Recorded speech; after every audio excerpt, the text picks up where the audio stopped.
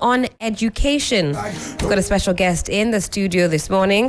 Mr. Divine Pei is a Senior Programs Officer, Africa Education Watch. Good morning to you, Divine. Hope you're well. Good morning. I'm very well. I trust you are too.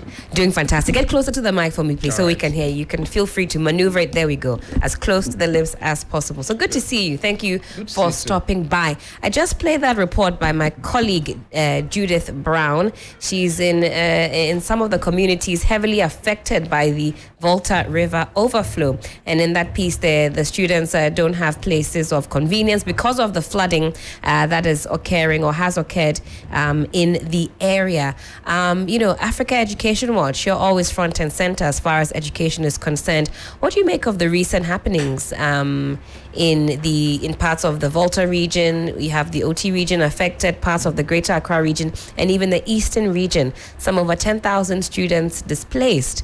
What are your observations as it stands now with government's response to the future of education in those areas? All right, thank you, and good morning to your listeners. At EduWatch, we have closely been monitoring the situation over there to understand the impact that the flooding is having on education. And we are in the third week now, and our monitoring has revealed that education has been affected mainly in 3 districts, i.e. North Tongue, South Tongue, and then Pru East. These districts, education totally has been disrupted. Nothing is ongoing, and very likely that in the coming days, as the spillage continues, adjoining districts are also likely to have education disrupted. And we send our sympathy to all affected communities, individuals, and families over there. And for us, it is very important that we keep education running, despite the fact that we are in an emergency or crisis. Education is part of a humanitarian response when we get into instances of emergency or flooding, just like how health is important and then food response are also important. It's very important that we find ways to keep education going, because in these 3 districts that I've mentioned, about 97,000 pupils have been affected from KG to So this is 97,000? Yes, in just these 3 districts that I have mentioned. So that far surpasses that number of 10,000 as was initially reported. So now we have almost tenfold that, almost 100,000 students. From KG, you say, all the way to junior high school. I see. So they are at home, they are not receiving any form of help. The Ministry of Education was there within the week, but the minister himself was there to assess the impact on education. Although we feel that their presence there was quite late, but it's good they have been able to visit to understand firsthand what is happening there, so that they can put mitigating factors to reduce and learning loss in this trying time. Because we are just coming from COVID-induced break, where the pupils have been in the house for about 10 months, and the period that we are still in the period of learning recovery.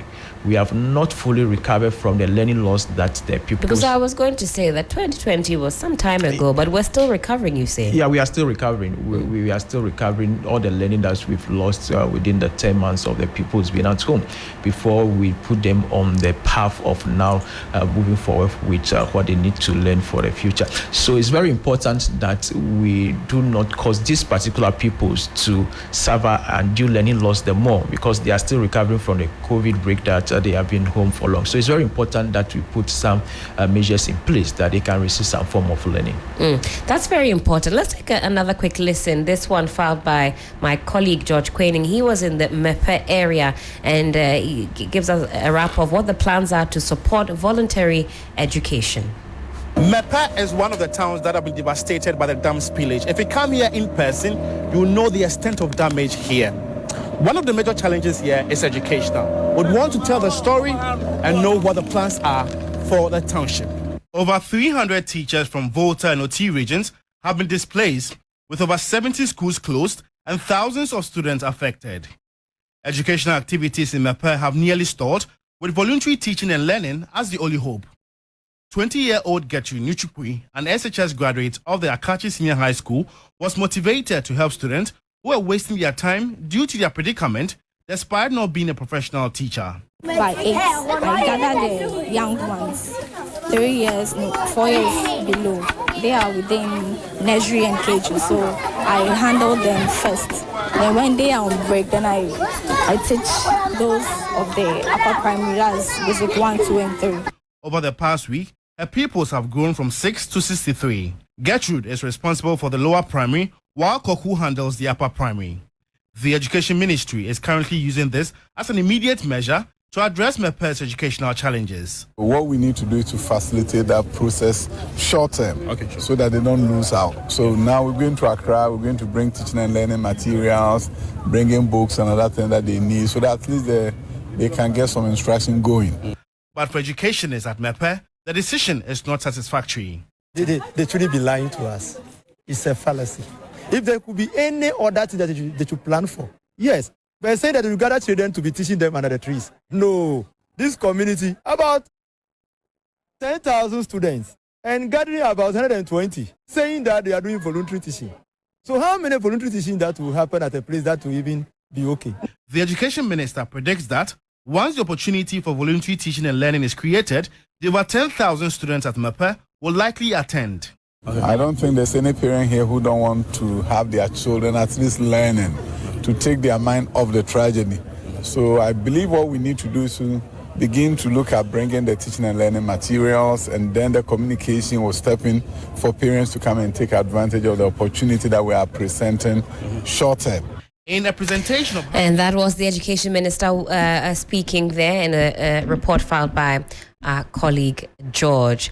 So Divine, some intervention being made for voluntary education. What would have been the best response, would you have said, from the ministry at the start of this disaster? Because it appears we've been quite reactive, and some plans, I think, or I believe, should have been put in place before these students were displaced. I think a lot of people share that sentiment. What do you think? You are right. You are right. I first have to commend the likes of Gertrude that are stepping in to provide some form of help to the younger ones over there. That is very commendable, and we need to encourage more community members that are up to the task who can step in to assist these pupils to do that. Yes, I agree with you that there has to be something even in place before we get to this point of people being displaced and then thinking about what we should do when it comes to getting education running.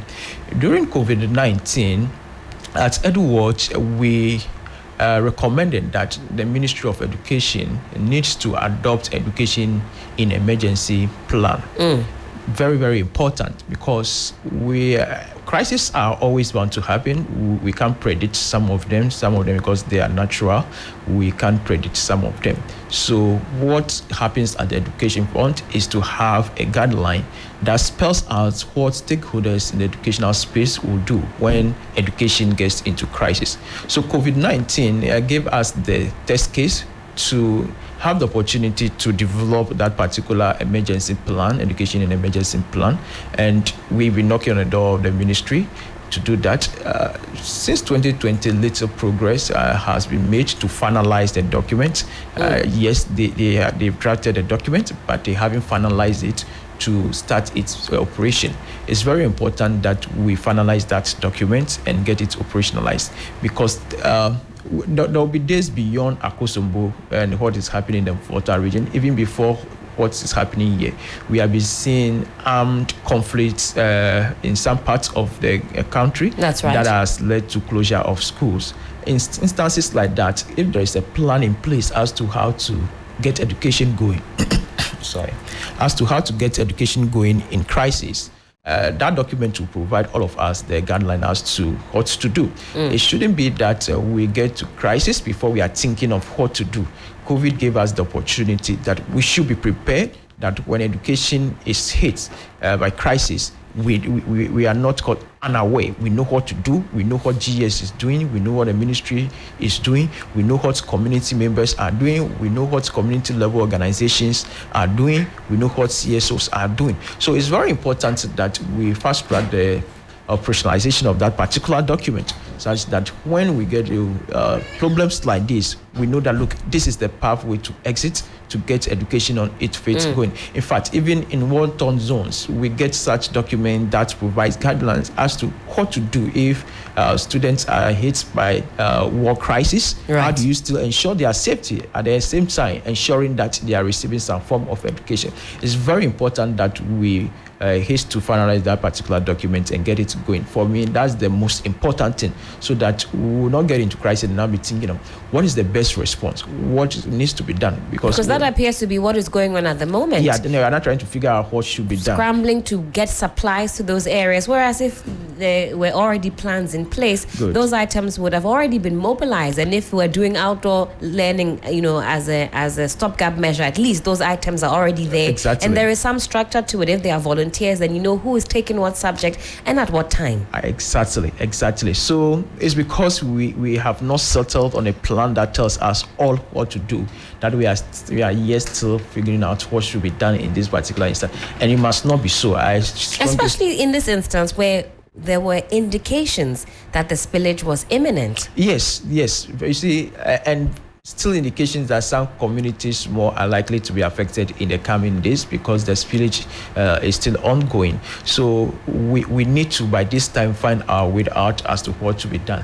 Like I mentioned earlier, that the ministry presented quite late, but it's good they've been there, and strongly I should believe that, as the minister mentioned, that he's getting back to Accra and then get some help to these particular communities. It shouldn't take too long for us to do that, because the pupils already have suffered undue learning loss during the COVID period. And they still have to write exams, same exams as their colleagues. So what can also be done in the interim is for the Ministry of Education through the Ghana Library Authority, to deploy their mobile library van to such communities that the learners can get some learning materials to be engaged with. It's also very important that corporate organizations, as part of their donation, the food items, the mattresses, the water, and all the donation, the medicine, they should also include learning materials, because it's very important at this particular time for the pupils. Well, we're watching that space very keenly, seeing whether the interventions as announced by the Minister for Education will in fact materialize. There are some communities who have been left to their own devices. You heard that report filed by Judith Brown. So do stick with us. We have our eyes and ears all across the different regions that have been affected. But Divine, you're here on a separate subject, still sticking on education, of course, but the focus is on the Adentan Municipal Assembly. Give us a preamble. What exactly is going on? What are the findings? And then we'll get into the questions. All right, so Adentan is a case study. So although we may use Adentan as a central point, the situation is not mainly about Adentan, but rather we're talking about development of education in urban communities. Okay. So we are just using Adentan as a case study. So that, but at the end of the day, the broader picture is that how do we see access to education when it comes to urban communities? There are issues in the rural areas, deprived districts. We'll be talking about them. But again, there are also issues in the urban areas that we need to talk about. And the critical issue is the lack of access to public schools. Right. Lack of access to public school. Adentan is a community that is characterized by a lot of private schools. If you look at the education management information system, the rate of private school growth compared to that of the public school as at 2021, if we take from 2010 to 2021, if you look at public school, the number of primary schooling grew from 15 to 19. That's 11 years period. So within an 11-year period, we added only four primary schools from 15 to 19. And you look at the private school, they grew from 186 to 533. So if you have a development like this in the urban areas, then what will happen is that parents are forced to send their watch to private schools because there is no public school that is of ease of access to them. So at times, it's not because they want to send their awards to private school and be paying all the monies that come with it, but because they do not have access to public school. That's why they don't have any option than to prefer to take them. So right. So the stats, the figures you give us, that is in the Adentan municipality. Yeah. Okay. But there are other areas. You go to Ga East, Gbeja, Gbewa, Ga Central, Ashaman, Ablekuma West. There are similar. So the pattern is similar. Exactly. For the private schools, you see them springing up twofold, threefold, fourfold. But for the public schools, just few. Exactly. So if you take the Ga East, for instance, public school is just 26 compared to private that is having 237. So that's almost 10 times the amount. Yeah, so that is the issue that we have in the urban areas. It's very important that government also prioritize the establishment of public schools in urban areas, just as we are advocating for the rural areas, so that the learners, they do not have to be unduly affected because they do not have, because we must be mindful that although the Adentan may be an area that predominantly have person of middle class, there are urban poor as well. There are poor people that are in the urban areas as well. And we're seeing those numbers increase because of the economic climate. Exactly. And then the migration issues. More people are coming to the urban areas. They are living in urban areas. That doesn't mean that they are rich. So we must be mindful that, look, such people are also there, and we need to make education accessible to them. And education, as we know, is a right. And government has the sole responsibility of ensuring that every person has access to free, compulsory, universal, basic education. That is our right. That is it. The Constitution stipulated that. If you go to Article 25, it is there. The directive principle of state policy also provides that the government has the responsibility to ensure that public education is of ease of access to every child. So we need not to get to an instance where a child cannot commute to school easily, and because there's no public school in that person's jurisdiction, and therefore the person would have to go to private school. We still have instances where some of the children will have to travel long distances, even in Accra here, to access public school. They have to board transport. All those are indirect costs that come with education, but education is supposed to be free, and as much as possible, even the indirect costs, as much as we are removing the direct costs, we need to do well to remove the indirect costs, like cost of transportation and then admission, as some of the schools will ask that, look, before you are admitted, you have to pay some amount. We need to remove some of this or all the elements of this indirect cost so that the child can be comfortable in school.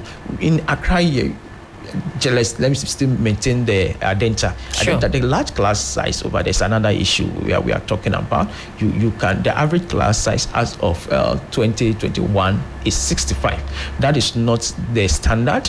The norm is that at the primary level, the teacher to pupil ratio should be 1:35. So if a teacher is to handle like 35 pupils, but you see instances like classrooms are having large pupils as much as 65. That's the average. You can see instances of 88 in some of them. And that is one teacher to 88 pupils. Instances you see two teachers, but at the end of the day, putting two teachers with 88 pupils does not solve the problem. It doesn't solve the problem because a teacher will be teaching at a time. If a teacher is teaching 88 pupils, that teacher cannot have time for every individual. In teaching, the principle is that you teach although you are teaching a whole class, you are teaching as individual, you are teaching people as individual. So you are not teaching as a collective class. So it means that you're supposed to have time for every child. And every child we know also will have a peculiar way of learning. Exactly. So if the class size is so huge, there's no way the teacher can be effective in handling the special learning differences of each of the learners in the class. So we need to decongest, and the decongest is primarily comes with building more public basic schools. And in fact, that's mandated by law. So yeah. The Pre-Tertiary Education Act bestows the responsibility of building basic schools on local governments like the Adentan Municipal Assembly. So in essence, the local government's responsiveness to basic education needs is pivotal to achieving FQ and SDG 4 by 2030. What are we talking about with those two metrics? All right. So, we adopted the SDG 4 in 2015 as part of the 17 goals that were universally adopted. That the Sustainable Development Goal 4 talks about quality education, access to quality education. And we are midway through that particular ambition. By 2030, the target is that every Ghanaian child should be able to have access to quality public education. Are we on track? No, we are not on track. We are not on track as there are a good number of children that are still out of school. We have about 1.4 million children that are not in school that we need. We are on track on some of the indicators, but when it comes to access, we still have a long way to go especially if we do not invest in access to schools by putting down more infrastructure. So, as I was mentioning, that the SDG bestows on us to ensure that every child gets access to education. And if we have to achieve that, the Pre-Tertiary Education Act also requires from the local assembly that they need to play their part. And building school actually has been devoted to them. They have the responsibility to ensure that pupils have access to education. But we ask ourselves, are the assemblies capable of ensuring that they put up more infrastructure for the pupils to have access to education? The reality is that the district assemblies, as at now, with their financing capacity, they do not have that muscles to ensure that the learners have access to education through their adequate provision of infrastructure, because one, they are resource constrained. 80% of the assembly's resources mostly from IGF, internally generated funds, the funds they collected at the assembly level, and they spend about 10% on education. If they spend just 10% of their fund on education, I'm not too sure that they'll be able to close that infrastructure gap that are existing in their communities. What percentage would you say should go towards education? All right, in our policy bill that we did, we are recommending that they do between 20 to 30% if indeed they want to address both the building and then the furniture deficits that are existing in their community. But it's not even mainly about the percentage. If your revenue collection is low, it doesn't even matter if it's 100%. You just will not meet that target. Exactly. So revenue collection at the assembly still remains very low in most of the assemblies. Adentan is doing on average of 50 million if you look at their revenue collection in 2020. So we need to improve their revenue collection. There are a lot of loopholes as far as revenue collection at the assemblies are concerned, and they have to address these loopholes by increasing their ability to collect funds, especially when it comes to areas that they have not yet mapped out. If you look at a community like Tema Metro, they are targeting what they call the night market. Some markets operate during the night. So some creative ways there that the local authorities can raise funds. Exactly. So the assemblies will need to be very innovative to expand their revenue collection base. Otherwise, the percentage may not necessarily be the issue if they do not meet the at least the minimum threshold of revenue that could be able to address issues of infrastructure in our educational space. So for us, it starts from expanding their revenue collection, identify innovative ways that they can collect revenue. And we have proposed that there are several corporate entities in assemblies that are operating. They have not yet tapped into this corporate space. It's very important. If the assemblies are able to map up corporate entities that are operating within their jurisdiction and then develop a framework together with them to see how they can mobilize resources from them as part of the corporate entity's social responsibility.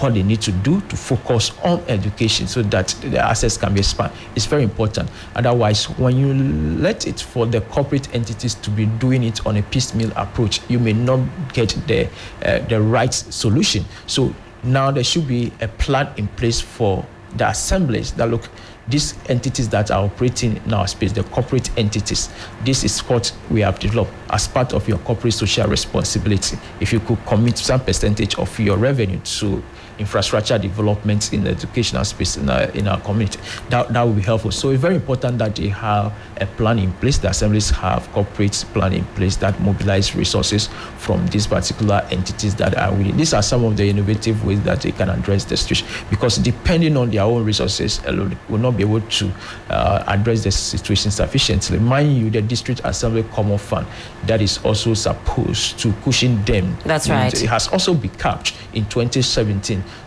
through the earmark fund and realignment act, together with other 13 statutory fund. The district assembly common fund has been capped, which means is that whatever revenue that accrues to the fund at the end of the year, the finance minister, per that act, will not allocate all the money to the district assembly common fund. What will happen is that some percentage will be taken away from the fund. It's the same thing that is applying to the Ghana Education Trust Fund, that what if you and I go to the supermarket and make a purchase, we do some contribution to the GET fund. That's right. But at the end of the day, not all the money, because of the passage of that Alignment Act, not all the money accrues to GET fund will go to GET fund.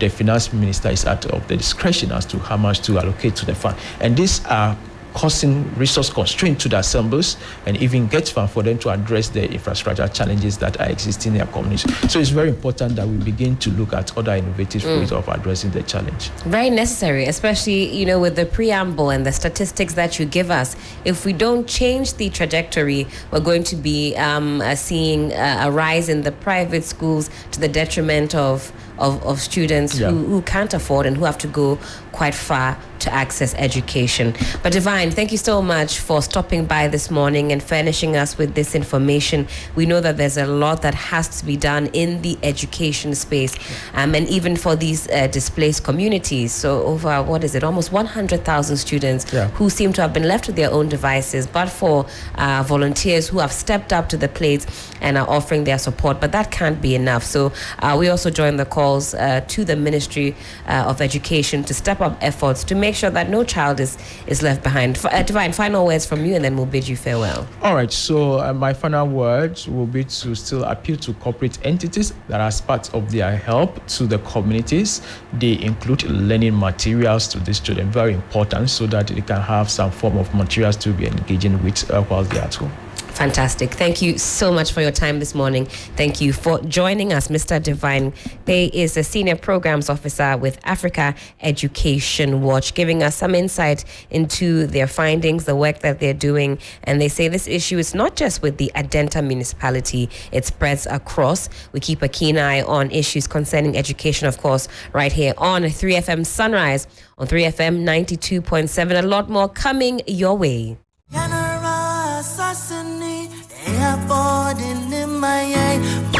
3FM Sunrise. Sunrise on 3FM.